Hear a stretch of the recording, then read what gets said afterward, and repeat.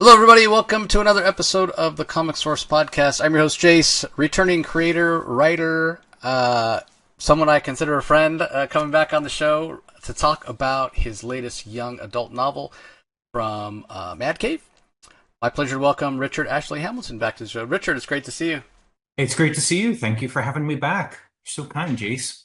Yeah, it's great. Last time we had, so Richard's been on before to talk about Scoop. Previously, last time we had him on, he was talking about his YA book, Detective. Now we're back for Scoop Volume 3. And with Volume 3, the stakes are really ramping up. But what I found interesting as I'm reading it is these are starting to feel like old friends, right? Like parts of the family, so to speak. So it's nice to check in with them and see what's going on as things get a little more crazy for Sophie and her family and friends. So for anybody who's not familiar with Scoop, Richard, why don't you give them the kind of the elevator pitch and remind our audience what it's about? Yeah, this is going to be a long elevator ride, but it's 100%. ultimately about Sophie Cooper. She's a teenage girl living in Miami, Florida, my hometown. Her dad's been accused of this very heinous crime, and all of Miami thinks he's guilty of sin. The only person who believes he's innocent is Sophie. And she decides that she's going to take an internship at a local news station to clear his name because in her mind the news is making her dad out to be this bad guy, and so she's going to use the news to against itself and clear his name. The only problem is the station where she interns, they're the worst. They're a bunch of losers. They get everything wrong. They've had their helicopter repossessed. It's just, one catastrophe after another. But there's one reporter there, Hal. He kind of takes Sophie under his wing and starts to teach her the ropes of journalism. And as an intern, she doesn't get to do cool stuff yet. So she's like fetching coffee and answering calls. But she starts to investigate some of the cases that none of the other reporters want to touch. And they're like sci-fi kind of things, weird random phone calls about ghosts in the Everglades and UFOs and alligator people and chupacabras. And as Sophie and we discover pretty quickly, they're all true. All that crazy paranormal stuff is real, and it's all somehow connected to the case against her dad. And so, if she can prove that this vast sci-fi conspiracy is real, if she can report it to the rest of the world, then she clears her dad's name and she gets her old life back. So that's kind of the large emotional arc that covers that spans every volume of Scoop. But each volume is also its own kind of standalone mystery or case. We try and take real world, like one real world crime and one, oh, and there's that beautiful cover by Inaki Miranda. Thank you, Inaki. And we take one like real world crime and one supernatural crime, and we kind of like try and do a weird hybrid with them. And I think the cover is probably my favorite Scoop cover of them all, just because it is so reflective of Sophie's life because she's torn in so many different directions. She's, got this kind of dysfunctional family. They've got media camped out on their front lawn. She's trying to be a student. She has an internship. She's also like an investigator. We have a little bit of love triangle progress happening in this volume as well. I think Anaki really knocked this one out of the park. You just took the words right out of my mouth. I love this cover too. First of all, I think the color work is outstanding. Yeah. Um, because it captures so much of the feel of Sophie. Because she's at an age, we've talked about this before. She's at that age, that high school age, where emotions run hot and cold. You mentioned the love triangle between her two different love interests, and one of them, Milo, has kind of a traumatic experience in this volume that we'll hint at a little bit. But yeah, those emotions running hot and cold, and her being pulled in all these different directions. But when we can all think back to that time, those formative years where things were chaotic and what have you. But I think even for older readers or younger readers that have different roles, like you're a friend, you're a brother, you're a son. Um, Again, you can feel kind of overwhelmed, and you can feel like, yeah, I have all these different roles and be pulled in different directions and what have you. So there's a relatability despite the fact that there are these, as you said, supernatural events that are happening, these kind of fantastical events that Sophie's thrown into. So I think along with grounding it with family, you mentioned setting it in your hometown of Miami, She's Cuban American, like yourself and what have you. There are these touch points, and I think again they kind of span all ages, and it's something you're cognizant about as we're continuing to catch up with Sophie and her family and her adventures and what have you, right? Well, I appreciate you saying all of that. I mean, I'm very proud that this is labeled a YA book and is put out by Maverick. They're awesome.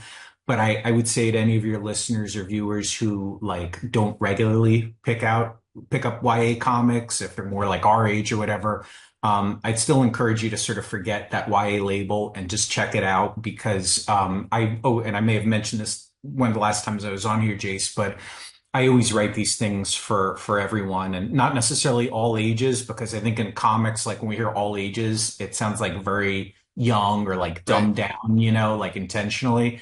And I truly am writing for like any audience member. And part of that is I used to work at DreamWorks Animation for a while. So whenever we made movies, they had to be four quadrant things, so that, kids, teens, parents, grandparents, everyone could enjoy it. So I feel like there's a little bit of that going on here, but really it just stems from growing up with comics when I did, which was, the early 80s all the way up through now. And those kind of like late Bronze Age DC and Marvel books, like, they were, Amazing Spider-Man was for little 3-year-old Ricky. And also there would be, full-grown men buying them on the spinner rack back then too. It was the same book that had to kind of service everyone. And so that's always kind of like my credo when I go into these things is try and write something that no matter what your age, no matter where you come from in life, you can still find something in there that speaks to you or relates to you. And then my personal opinion, I think that just makes the sci-fi stuff sing more because like we can invest more of ourselves in it. So now we're kind of like imagining what it'd be like if we were going through what poor Sophie is going through in this volume. Oh yeah, 100%. And I'm glad you mentioned your DreamWorks things.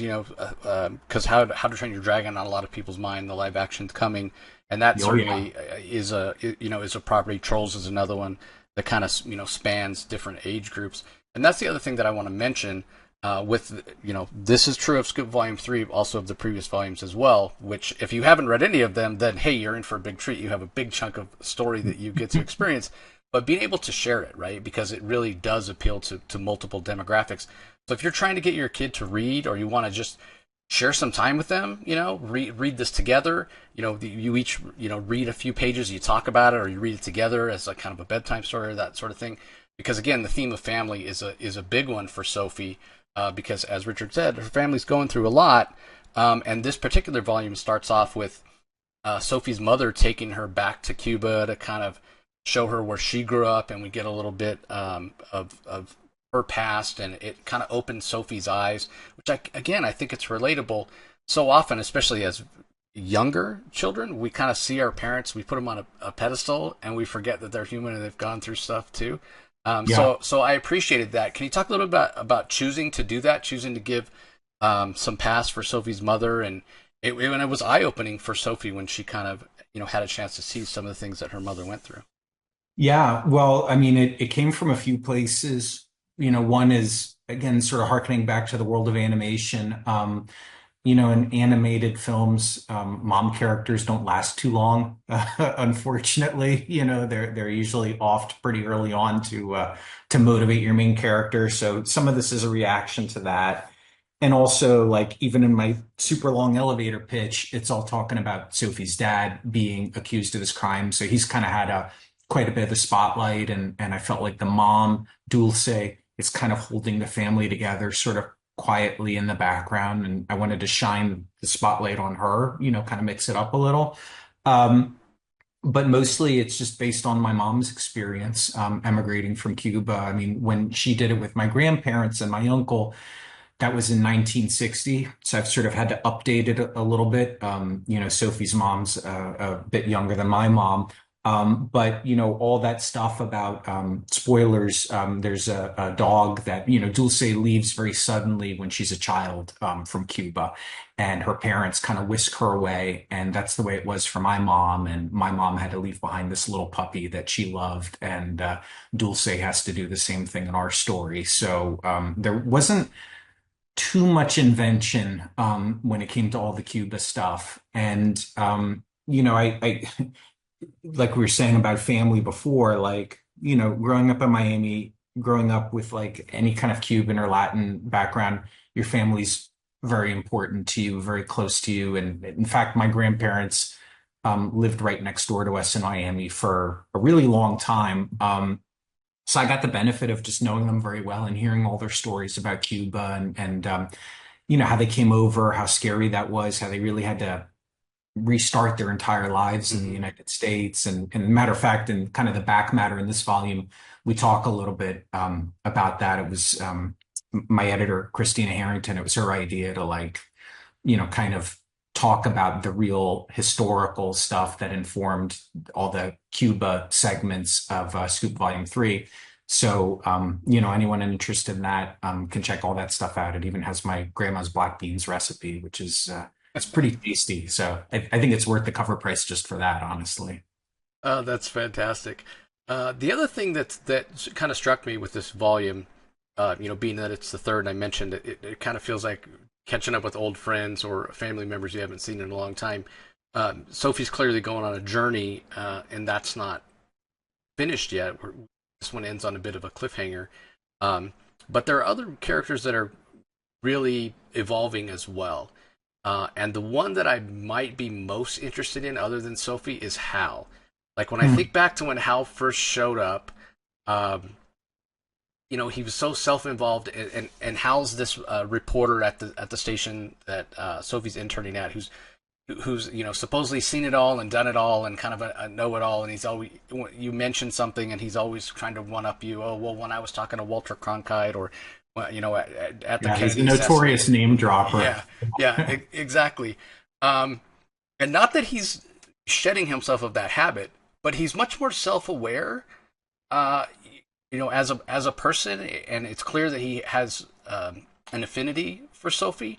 And Yeah. I just really like how he is maturing, which is so true because the guy's like 70, but he's still growing. There's a lesson there, but it also makes for a really good character arc that you can contrast with Sophie, her being so young and growing, him being much older but still being able to learn and grow.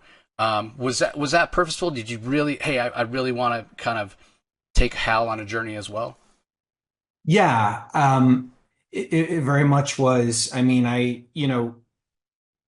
think even going back to the first volume, there's little moments where we kind of get the sense that like this bravado and this kind of like self-aggrandizing persona, it's a little bit of an act. And Hmm. like whenever Sophie's around, something about her, I think Hal sees something of himself in Sophie, and so he sometimes lowers that pretense, and she gets a little bit of the real Hal. And I always love writing those scenes and wanted to do more of it in volume 3.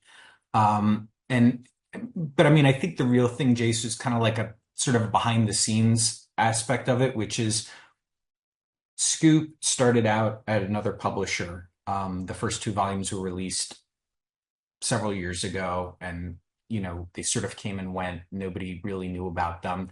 And thanks to Mark Irwin and Maverick, they brought the series over to well, the Maverick, and have re-released volumes 1 and 2, which we talked about before. And now Scoop Volume 3 is like the first one that we've done natively at Maverick. And so all that's a long way to say there's kind of like this gap of several years between when I wrote Volume 2 and when I wrote Volume 3. And I had no idea there was ever going to be a Volume 3. Like at that other publisher, it just was not working out. But I always, in my mind would think, well, if I did do a volume 3, what would it be about? And so I just had a lot of time to think about the characters. And I think part of it was just that time to think, and part of it was just like the going through the pandemic and getting older and having more life experience. And I think just my writing changed too. When I started out, I was very much thinking about, plot and plot twists and high concept and, what's like the cool log line or elevator pitch that would grab people. And I think that's still important, but more and more I just care about emotion and character. And, so when I started talking to Christina and Mike Moritz about what volume three would be, I said, I really want this one to be the most emotional volume yet. And so there is plot, but it's not as plotty as the other volumes, and that's very much by design. And that was really just to let the characters and the relationships come to the forefront. And so I'm so happy to hear you say that it felt like you're sort of like catching up with old friends, because that's the way it felt to me in writing it. And this is the most personal book I think I've ever written, and it's probably also the easiest book I've ever written, because this was one where the characters were just talking and I was transcribing. That's great. That's awesome to hear.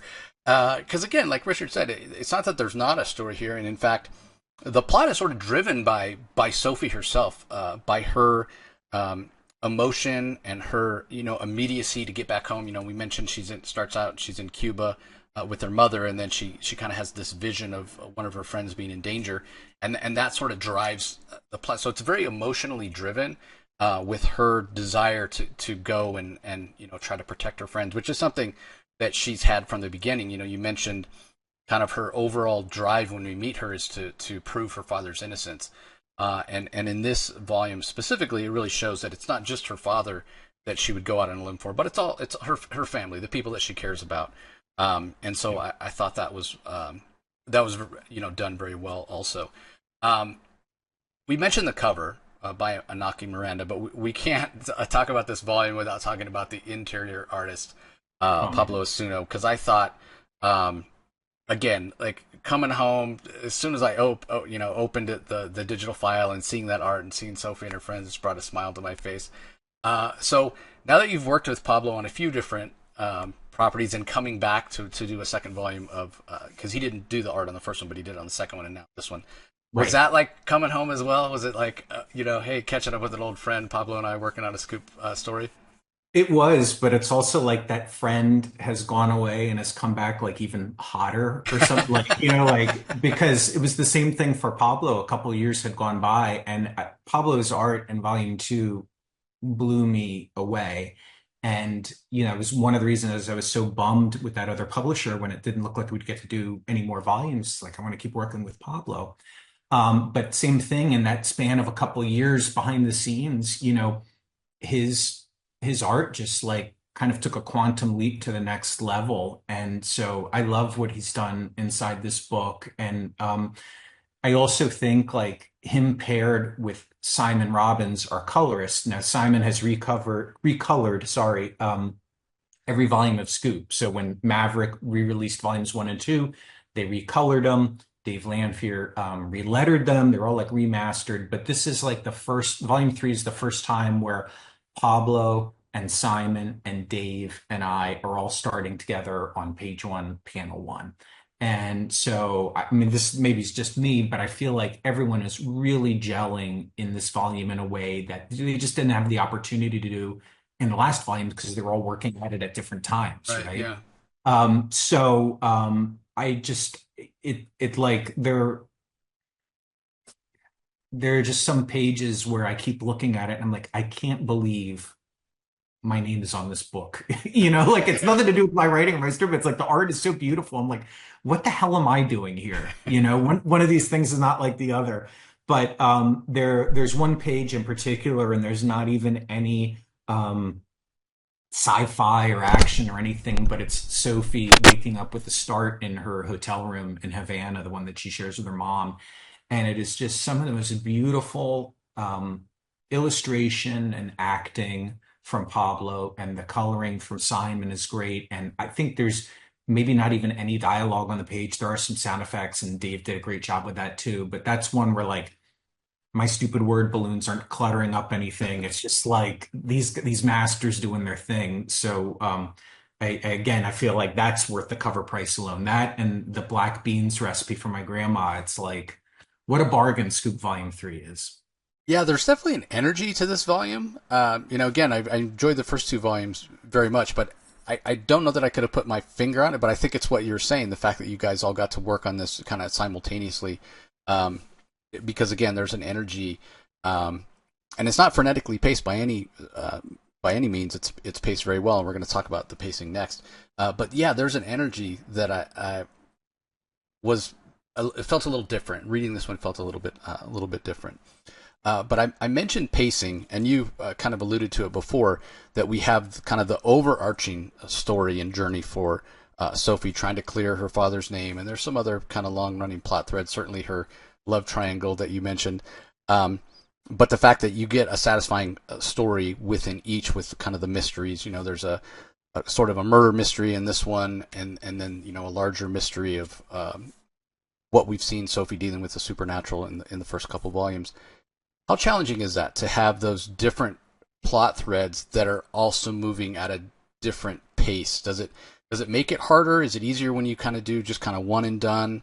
Talk to us a little bit about the pacing, because the pacing is the hardest thing to get right when it comes to sequential stories and comics and that sort of thing. Yeah, I mean, honestly, it for me, it made it easier in this volume, and it was also something of a relief because, as a kid growing up on Claremont and Byrne, X-Men, and Claremont and everyone else after, like, that those books were subplot city, Yeah, and they come from all these things, and I've never really gotten to like sink my teeth into a monthly book like that, and would love to, just to like keep those subplots simmering, and then all of a sudden the A plot ends and now the B plot is elevated, and then the right. C, like all that. So there's kind of like this long standing desire to do that. But volume three is also kind of funny in that it's the first volume where we really start to break away from Sophie's point of view. Like volume one, with the two tiny scenes, is exclusively in Sophie's POV the whole time. And so yeah, there's these two or three little scenes where we kind of are she's not in it. It's not her point of view. But it's volume one, it's introducing her as a character, and I really felt like we need to be with her from start to finish. Volume two, there's also a couple that I think are cold open is not in Soph's POV, but the rest pretty much is. And like, this was volume three, a couple years have gone by. I wanted to mix it up a little bit just for myself. And so it was really liberating to start to, while Sophie and her mom are dealing with their own kind of drama in Havana, cut back to Usnavi, who's kind of, we start to see him on his own with his internship, which we've never really gotten to explore. He's always like with Sophie, and it's Sophie's experience of him. And so it was fun to me to see like, well, Usnavi's kind of capable too, and that capability comes from like Sophie's good influence on him. And also, we check in with Hal. He's kind of going through some identity stuff, which we have some fun with. We cut back to Sheriff Firewalker in the Everglades, and Sage, who is the male model turned bodyguard for Sophie. He was a character who we introduced in volume one. His husband was the victim of the big murder mystery in that one, and Sophie cleared Sage's name. And so I always love having these characters stick around even after a crime, to kind of show like the consequences and the fallout of violence and of crimes. Um, but then probably the most fun subplot for me is Milo's, where he is interning on a troubled movie production in Miami. And that is based on another one of my internships when I was growing up. I got to, it was the summer after I interned at CNN. I actually got to intern on a movie called The Crew with Richard Dreyfuss and Burt Reynolds, Dan Hedaya, and Seymour Cassell. And it's not a great movie, and it was kind of like my first exposure to like Hollywood production, just how dysfunctional it was. Right. So I was definitely mining from a lot of personal experience, and it was fun to kind of reinvest that into this book. Yeah, and that's where the kind of the murder mystery, if you will, comes in. Like Richard said, but yeah, I mean it was a lot of fun, and like I said, catching up with Milo and Usnavi, and I can't remember her first name. The friend seems like she's becoming a friend of me. Veracruz. Oh, Baruka. Yeah. Veruca, right, right. Like checking in with her, because her family obviously played a big role in the first volume, and she's, it seems like she's transitioning, and Sophie's seen her in a new light as well. So I appreciated that, and it's one of the other things that you balance very well. And I don't know if you have anything to kind of add to this, or if it's something that you think about as well. But balancing kind of the touch points that we talked about, making this relatable in terms of Sophie coming of age story and that sort of thing, with the wild, fantastical world that she's in with aliens and talking alligators and time travel and all that. I love that juxtaposition, because no matter how crazy she gets, it always comes back to family. And there's a scene, again, we won't spoil, but there's a scene when her and her mother come back from Cuba and get a chance to see her father and her little brother Kit. And there's something, with the family that's, something a challenge they're going to have to face. And just the scene of them coming together, kind of that group hug, I thought was very poignant as well. So again, it's just a great balance of kind of the realism and the fantastical, which I think again will appeal to readers, of any age. No, thanks again for saying that. I mean, I'm very close with my family, with my parents. I was close to them growing up. I still am. And now I have my own family, my wife and sons, and kind of the weird thing is that when I started coming up with the idea for Scoop way back when, my oldest son wasn't even born yet. I think I came up with the idea for Scoop, and we had him in the same year. It was 2008. And now, like, all these years later, my son Max, who's also a redhead, is 16. He's Sophie's age. And Wow. so, like, when I started writing the story, I felt like I was closer to Sophie's point of view. And now at this stage, I feel like I'm actually closer to Sophie's parents' point of view. And I look to my son Max to be like, how would Sophie act in this situation? Um, so I think maybe part of it is that like it's me just identifying with the parents more and being like, if your kid is off fighting these supernatural mysteries all the time, like you worry about them, and as soon as they get home, you want to hug them and hold on for dear life. So I think that's probably a little bit of it. Yeah, I mean, time flies. You don't have to tell me. Yeah. My son just got engaged earlier this year, so Wow. yeah, yeah, Congratulations. yeah. That's a Thanks. big one. Yeah, I'm ready to do that cool thing that I've heard about grandparents, where you get all the fun time with the kids, but then when they Yeah. act up, you can send them home. I'm ready for that. I'm ready for that part Yeah. of it. My parents have mastered that. They're great at it. Yeah, I could hardly wait. Yeah. Well, you mentioned having the first couple volumes re-released now that you're over at Mad Cave doing this under the Maverick imprint. So have you had a chance? I mean, obviously this volume three, everybody, it's out now. It came out Yes. on April 8th, so you can go out there and pick it up. I'm going to put a link in the show notes where you can go to the actual Mad Cave website, Maverick website, and you can order them directly from there if you'd like. Um, but now that they've been re-released, and I'm sure it's too soon to necessarily say you've heard feedback from volume three, but have you heard feedback from the first couple volumes that more people had a chance to see it? Because you mentioned it sort of came and went the first time. Because really, what I'm Yeah. getting at here is Scoop is the kind of story that engenders community, and a kind of a fan base. So I'm just curious if it feels like you're reaching an audience, and have you heard from people and that sort of thing?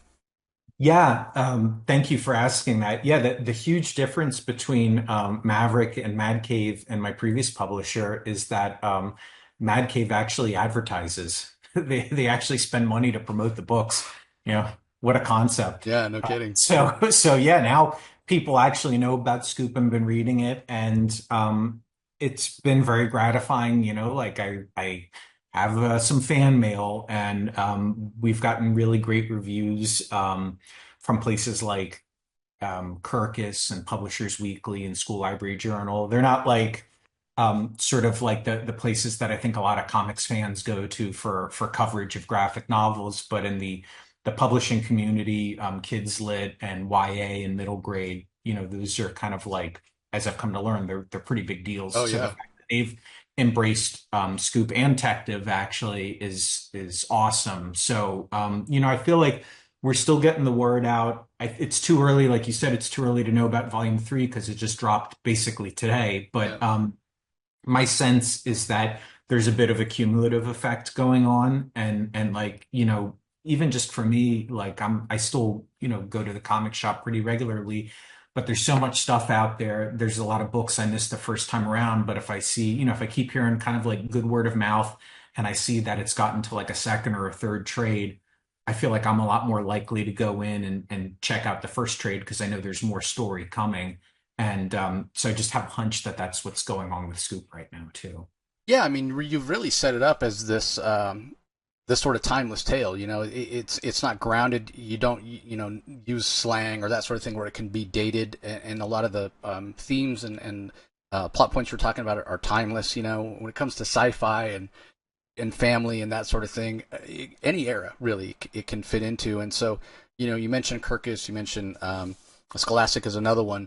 Doing book Yeah. fairs and what have you. So I feel like this thing's going to have a long life, and there'll be new kids coming up that kind of age into a place where, hey, this looks really cool. Hey, I can relate to Sophie and that sort of thing. So yeah, I think it's not one of those things where it's going to be here and gone, and that's what I really appreciate because I got to have more, right? I mean, like I said, this one ends on a little bit of a cliffhanger here with Kit, her younger brother, who's one of my favorite characters, other than Sophie and Hal. It's probably those are my three, right? Sophie, Hal, and Kit.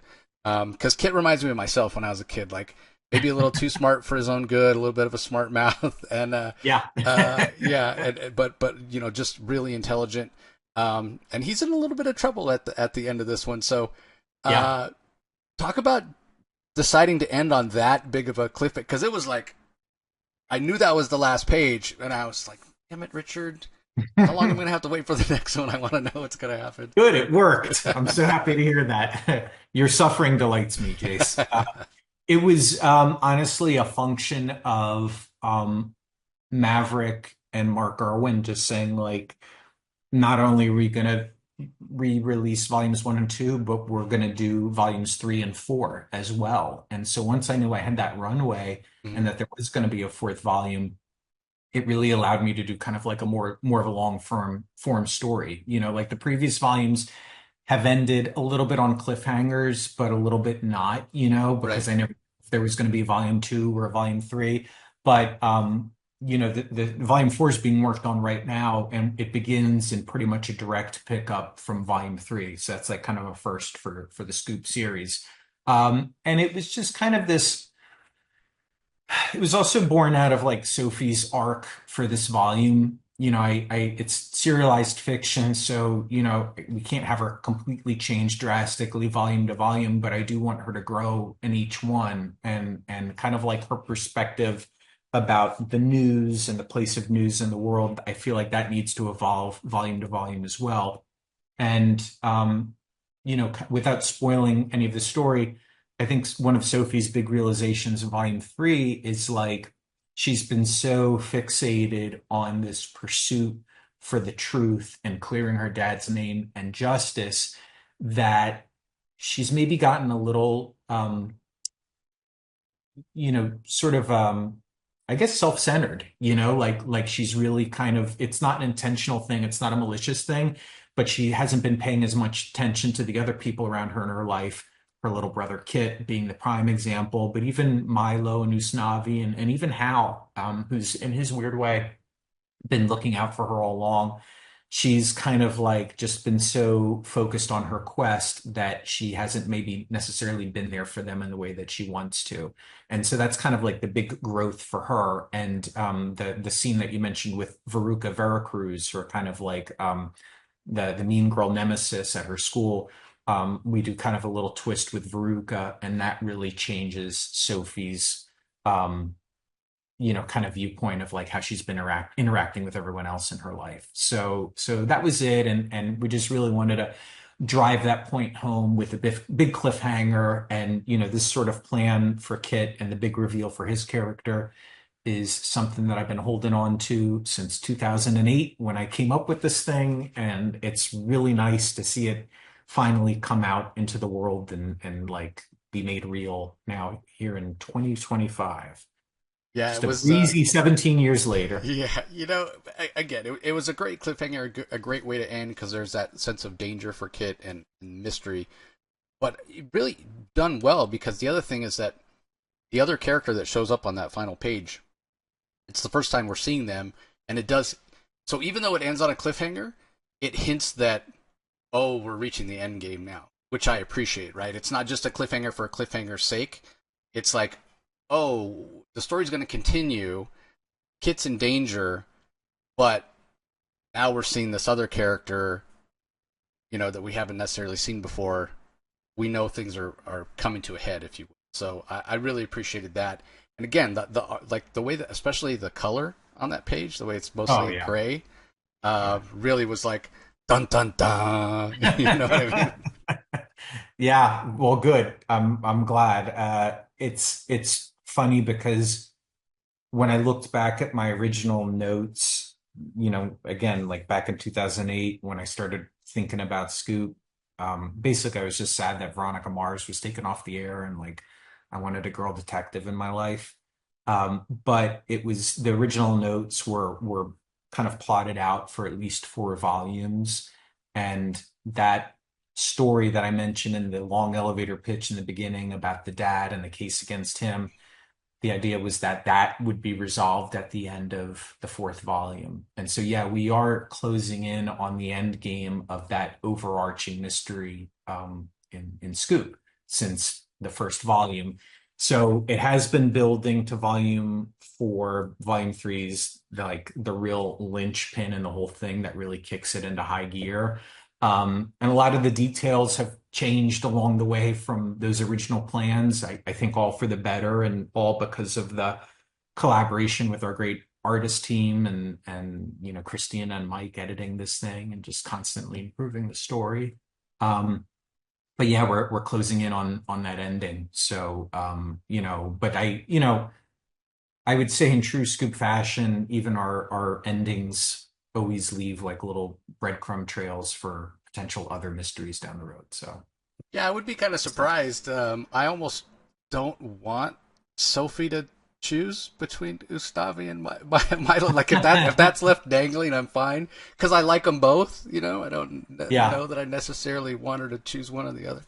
Um, they're but both great guys, but it yeah, also may not be entirely her choice either. yeah, exactly. Yeah, We're also trying to give the our overlooked guy characters a little bit of agency too. So yeah, we get hints of that in this volume as well. So not to get ahead of ourselves, but you said you're working on volume 4. Is there a tentative release date? Anybody that picks this up and gets to that cliffhanger is going to be like, all right, when's the next one coming out? it's Any? going to be very, very, very early 2026. Gotcha. So the original plan was fall of this year. It's just not going to work out with the publishing plan, but it's okay because it gives us a little bit extra time to just make sure, everything is done right, and like everything gets paid off the way we need it to. And the script is done.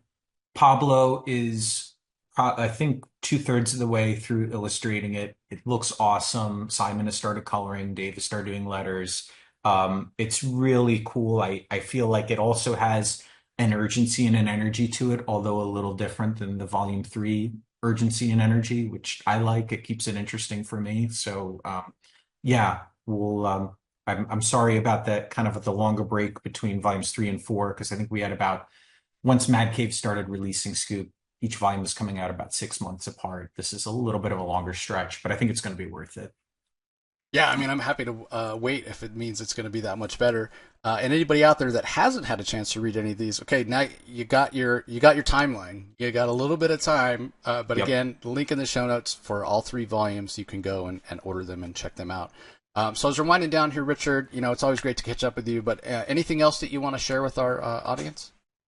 Well, just thank you guys in advance for checking out Scoop. If it speaks to you, we work real hard to make each volume kind of stand alone, so you don't technically have to have read volumes 1 and 2 to read volume 3. But I mean, don't be crazy. Just like Yeah, start with volume 1 and go to volume 3. I think you'll feel rewarded for doing that.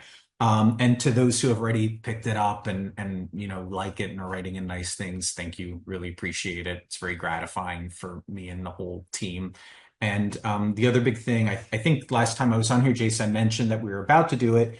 It's now come out. It's the LA Strong wildfire benefit book that Mad Cave put out. There's a little detective story in here, but there's more importantly just amazing art and writing from a real murderer's row of comic book talent, and all the proceeds are benefiting our members of our comic book community who were impacted by the wildfires, which were only a couple months ago. It almost feels like a lifetime ago, but maybe not for those folks who are still rebuilding. So Mad Cave put together a beautiful book.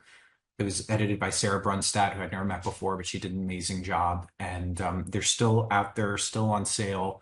And they're really great books. I think it's kind of like if you pick up a copy, it's a nice way to sort of be part of comic book history, and your money is just going and helping comic creators in need. So Yeah, well said. I'll put a link for LA Strong in the show notes as well, everybody, so you can go and check it out.